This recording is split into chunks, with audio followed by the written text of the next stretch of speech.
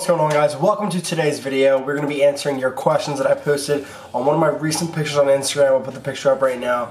You guys asked me questions about anything. I didn't really give you guys any guidelines. It could be fitness, it could be, you know, life stuff, all that stuff. So I want to answer all those questions in a bit. Thank you guys for watching. If you like this video, if I provided a lot of good information and stuff like that, make sure you smash the thumbs up, please. It would help me, it would help the channel grow, it would help everyone get better. And subscribe if you want to see more. Thank you. Okay, first question is from Fit Phil. How lit is reading? Reading is very lit, Phil. I've been reading a lot more lately, definitely more into like the self-development and business books and stuff like that. I'm not a big like fiction guy.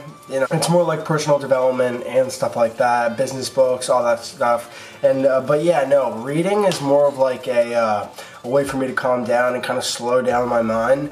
I feel like recently too, since I've started the online coaching thing and everything like that, and I've dropped out and stuff like that, like my mind's been all over the place. So reading and focusing on like one specific thing is a great way for me to calm down and kind of like reset myself. The James Summerfield says, what sort of range of body fat percentage did you start seeing most changes during a cut? What I think he's referring to is like, when did I start to actually notice that I was like on a cut when I started cutting? I've never personally gotten my body fat measured, but I will tell you this, if you're in between the 10 to even 20 mark, it really just depends on how much muscle you have on your frame. You will most likely start to see everything that you've, you know, put on in the off season muscle wise. So that should give you a pretty good estimate of like, you know, when you'll actually start seeing results. I would say that if you're anything above 20, you're gonna probably be too high of a body fat to notice the muscle that you've put on underneath, at least in your abs, your like oblique area, your lower back and stuff. You might start seeing it more like up here where your shoulders and upper chest is and stuff like that, but it all depends on you. Frank C05, shout out to you, Frank. Thank you so much for the support, man. He says, what are some great exercises that aren't too intimidating to start with personally? So pretty much any calisthenic movement, push-ups, pull-ups, crunches, anything like that is perfectly good to start, guys. I did about 500 push-ups a day when the very first time that I started. I was doing like 500 push-ups a day, and I was too afraid to go into a gym. By the time I could go into the gym, I had developed enough muscle on my frame just from doing calisthenics, and I was able to do like 45s on the bench without even like starting below that. So I highly recommend that if you guys are looking to start out small. Definitely start to do calisthenics and, you know, try and achieve progressive overload by doing that. So what that means is that if you start with 40 push-ups a day, next week you want to hit 50, and then 60, and then 70, and then 80, and then pretty soon you'll be there faster than you think. But I definitely recommend calisthenics to start out for anyone. No equipment required. You can even go to a tree if you want to and just start doing pull-ups on that. I see people do it all the time. Or a public park.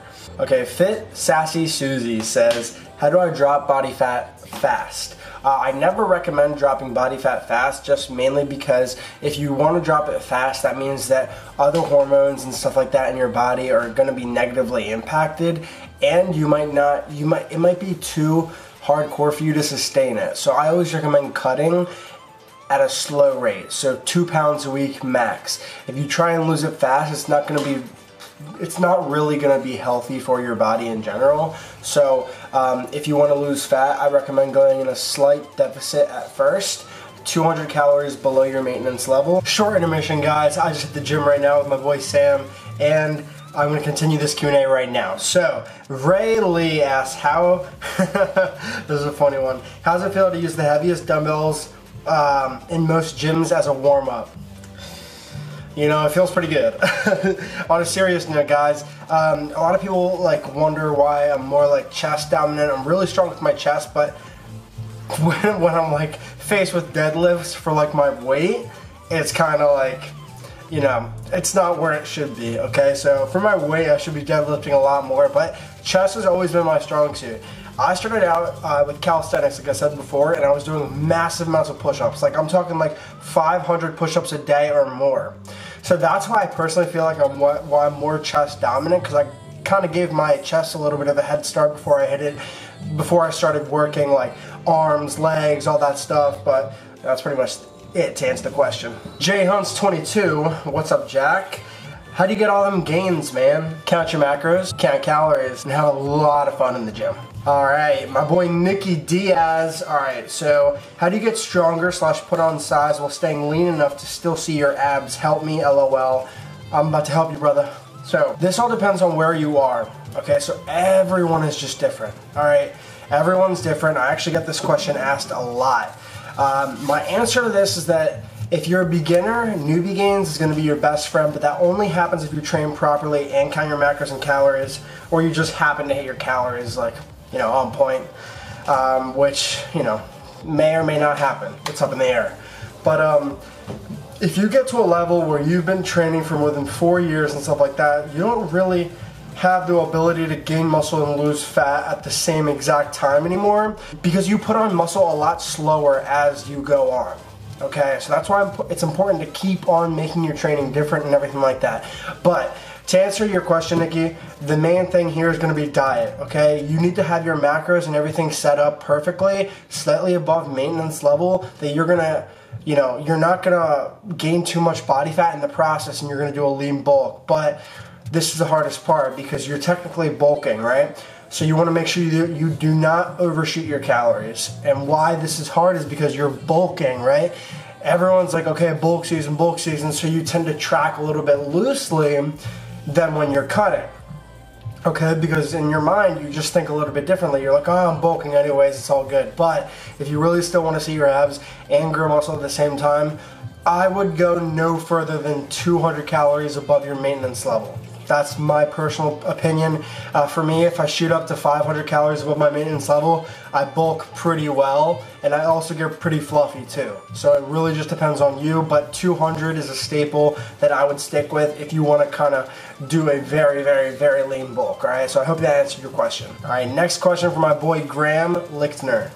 All right, so how did you find the courage to drop out of school? Okay, so I was kind of hoping that someone would ask me this question, and I know Graham asked this question on purpose, so thank you, Graham. Guys, I have not really talked about it since I made my official dropout video. How did I find the courage to do that? This is what I tell a lot of people. You know, it really just comes down to how badly do you want it. I was weighing out a bunch of different things. It was like, do I like school or do I like my dreams better? If I got my degree, would I use it? You know, I believe a lot of people want to drop out of school. But then they ask themselves the question, what the hell am I going to do if I drop out? What am I going to do? Like, what options do I have? I have many people right now ask me, so what do you do all day? What do you do? What do you, like, you know what I mean? Like, you mean you just film content and you just post on social media and you just check in with your clients and that's it? And it's like, yes. And they kind of see it as like a foreign concept because I'm having so much fun doing it, you know? So I would say, guys, if you're thinking about currently getting out of school and everything like that, to find the courage, you have to want it so badly that you don't give a shit what other people think. Alright? Because, you know, when I made that decision, I had a lot of people look at me a little bit differently, right? Like almost like down on me and stuff like that. And that's where the courage needs to kick in for you to have faith that everything's going to be okay. So how did I find it? Years and years and years of dreaming, and dreaming so hard and vividly that I actually wanted to make it happen so badly.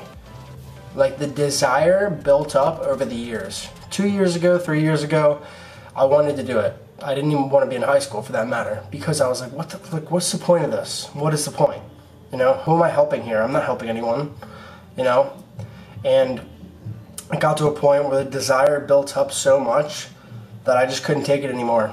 I was sitting in classes thinking about my dream, and I couldn't even focus on the schoolwork whatsoever. I kid you not, I would just daydream, and I would literally just picture me living my dream while like my teacher's like writing some math problem on the board, and I'm just like literally just sitting there like dreaming, you know? And I could see a lot of other people in that classroom doing it too. but they all kind of think this is like part of it, you know. We have to do this, we have to do that. This is what we're told to do. Why would I kind of go against that? I would say to you guys, if you want to find the courage to drop out, think about what you occupy your mind with. Do you occupy your mind with your dreams, or do you occupy your mind with schoolwork? If it's schoolwork, stay in school. That means that's what you like, okay? There's nothing wrong with that. That doesn't make you worse, right? But if you think about your dreams, if you think about your dreams all day, they keep you up at night. First thing that you do when you wake up is think about them. You think about them when you're partying. You think about them when you're hooking up with girls, when you're hooking up with guys, whatever. When you think about them everywhere, in the bathroom, everywhere. Every single second of the day, that is on your mind, no matter what you're doing. Then I would say that you already have the courage to do what you need to do and follow your dreams. Alright, so my next question is from Leota. So she asks, do you use any supplements like whey protein, mass gainer, BCAAs, pre-workout, etc.? If you do, which ones do you use and why? Right now, the only supplements that I'm taking is multivitamin. So this is First Form's multivitamin. And then I'm also taking First Form's Megawatt V2 pre-workout. Now, I'm not taking anything else, okay? So a lot of people think that this is where the magic happens, the supplements and everything like that. I would say that if you rely on supplements, you will not see results, okay? Why is that? Let me just break it down for you guys. Think about it like this. Here, I have an empty jar of protein, because I did used to use whey, but I have not found one that actually like feels good in my stomach. I believe that I might have to like jump on the vegan protein powder, but until then, I have not really found any whey protein supplement that works for me. So, okay, let me give you guys a scenario. An average scoop of protein powder is 100 to 120 calories. And people abuse this stuff like it's like some type of steroid or some type of, you know, electric potion and stuff like that. Guys, that's not the reality. The reality is that you're putting 100 calories into your body after your workouts, and that's it. 100 calories. So think about it like this. Someone who doesn't clean up their diet and someone who really needs to get 180 grams of protein, right? Or 200 grams of protein. The only protein they really have is like from their protein shake after their workout and like in the morning and stuff like that. So they have 2 protein shakes a day. That's around 50 grams of protein out of the 180 to 200 grams of protein that they actually need to get. And then they just have carbs and like pizza and stuff like that throughout the day.